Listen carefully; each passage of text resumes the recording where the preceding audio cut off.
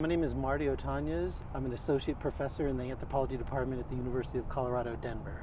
I'm Dr. Vanessa Fishback. I'm an instructor at University of Colorado at Denver in the chemistry department. I'm Representative Dorothy Moon, Legislative District 8B. My name is Amy Widener. It's spelled AMYWEIDNER. Herbal Amy is an Inc. I am the president and owner. My husband is the vice president. The hemp plant, it's very versatile. The fact that it's been grown and cultivated by humans since 8,000 BC, like 10,000 years here,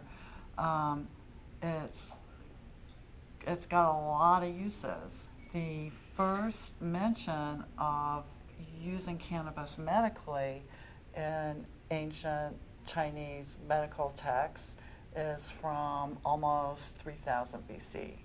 So human beings have found it to be a productive and useful plant and have grown it, for millennia. And I mean, plants in general tend to be productive and have lots of uses. Finding the ones that are easy to grow, beneficial to humanity, that's the kind of direction that we should be going in. Here, this is where we do all our wet products, our wet stuff. So anytime that we're making tinctures or CBD oils, we do that. We have terpenes. I use True Terpenes because they have really good products. We have flavors. And then, of course, we have the essential oils.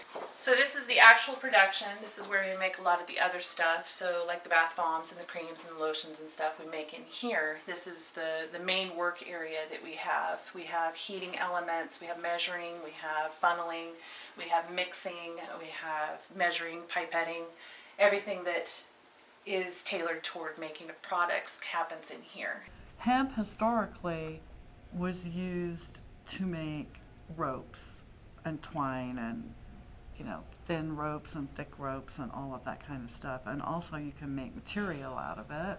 And it was also farmed heavily in the 1800s up through like World War II, and then there was like a tax bill in 1937, and then hemp farming kind of dropped off. In terms of what we could use it for, there's the historical uses. I love hemp. It's an incredible source of education, and it's also a platform for social justice. In terms of education, it's a window into many changing aspects in our culture. It could be economic change, it could be regulatory change, it could be changing conceptions of wellness and health, specifically in terms of CBD products.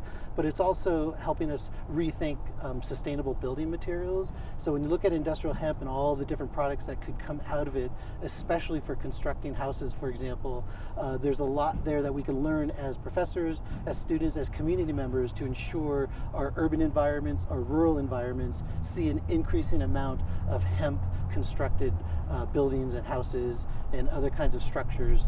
So the plant itself is called Cannabis sativa L, and in general terms, it's called marijuana if the THC concentration is greater than 0.3%. If the THC concentration is less than 0.3%, then it's referred to as hemp. But both hemp and marijuana are the same plant, the Cannabis sativa L plant. So THC and CBD are names of chemicals that are cannabinoids that are found in the cannabis plant. There are approximately 113 different cannabinoids, and THC and CBD are the two most famous ones. THC is psychoactive in the body, but CBD is not psychoactive. Psychoactive just means that it gets you high, I suppose, is a good way to say it, whereas CBD does not. We have two cannabinoid receptors that we have discovered so far that are in our bodies, they call CB1 and CB2. And they both interact with THC. CBD interacts with them indirectly, but CBD also interacts with other receptors that we have that are not specific cannabinoid receptors as well. We do have, our bodies do make what we call endocannabinoids, because endo just means inside the body. We have like anandamide and this other chemical called 2-AG.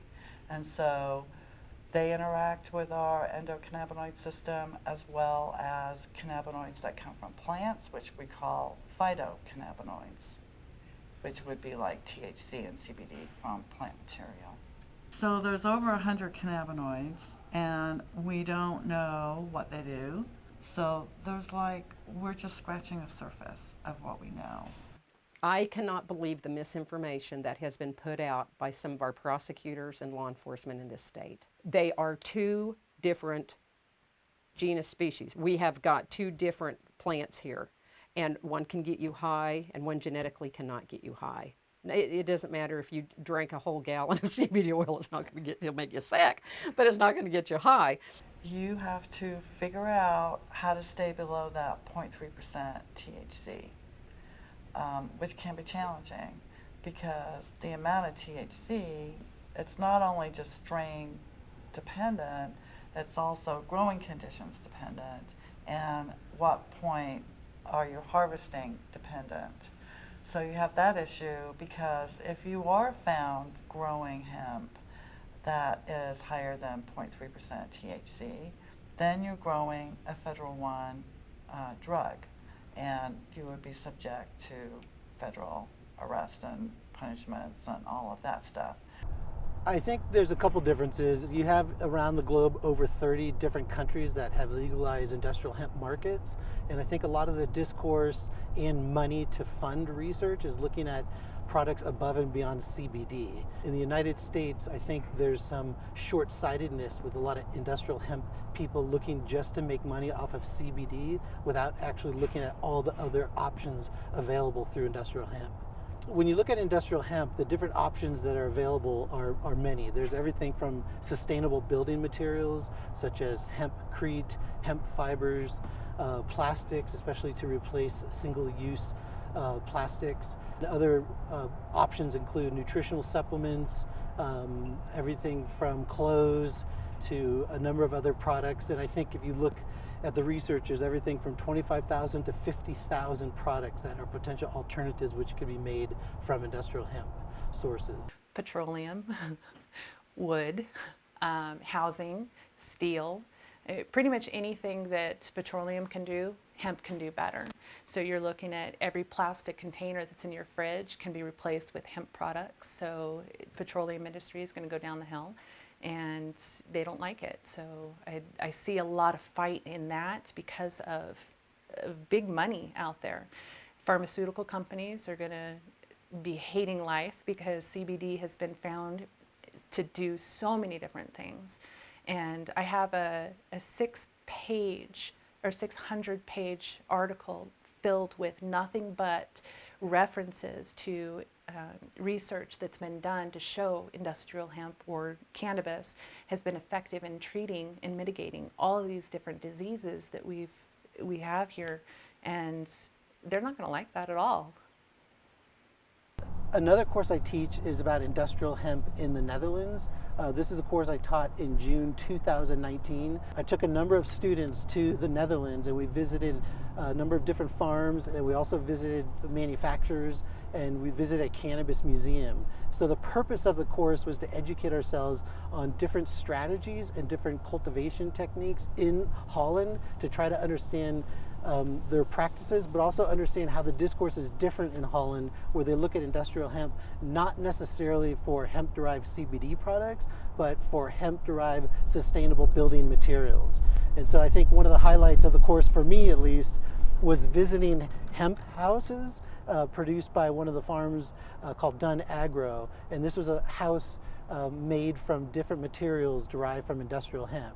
And for me, it was just so exciting and exhilarating to see in person a house, actually 2 houses, using hemp-based materials, and the goal is to not only educate ourselves but also be champions for hemp in our own culture, and then look at Colorado, look at the United States, look at North America, and then see what we can do as hemp ambassadors, as hemp champions, to ensure that wherever we go, whatever kind of discussions we have, we integrate industrial hemp, and we look at it, as I said earlier, as an opportunity to educate others, but also to promote social justice, to ensure that there's space for people, if they want to pursue this, whether along business lines or along educational lines, that they have opportunities to do that.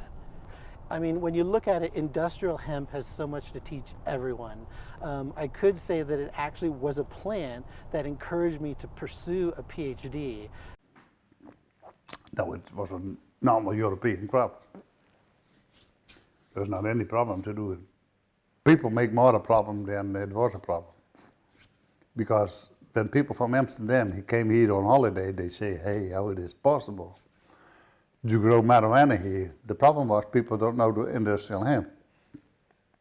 And some police guys also think this, but we have never had a problem. But you know, when you are open and you are not secrets, but you know you have to do something. We make a book, all the fields we have, so the police know exactly when they see a field, they call us, is this your field or not? So that's how you start.